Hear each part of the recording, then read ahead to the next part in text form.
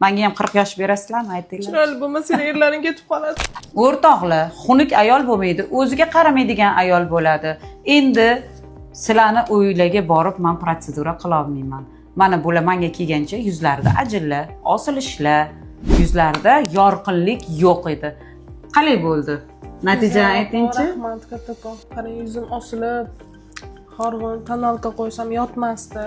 Qarang, hozir Xudoga shukr. O'zgarish bo'ldimi? Hali bular bir marta keldilar, bularning yuzlarida zo'r effekt. ispanskiy meza koktel, o'zimni avtorskiy koktelimni qilib berdim. Botox qildik o'rtoqlar. Undan keyin yuzlariga chiska qildik. Ta'kidda ayollar, narx-navoyi ham osmon emas. Men sizlarni hammalaringni menga kelganlar buni yaxshi bilishadi. Osmonni falakda qilmayman. Ro'yxatdan o'tmagan preparatlar bilan ishlamayman. Hammasi litsenziyasi bor preparat bilan ishlayman. Shu uchun ham natija ham shunga yarasha bo'ladi o'rtoqlar. Kelinglar, go'zal bo'linglar, chiroyli bo'linglar. O'zingizlarni oynada qaraganda motivatsiya olinglar. Sonya kosmetologda natija gapiradi. Buni menga kelganlar biladi. Sizlarni kommentariyada kutib qolaman.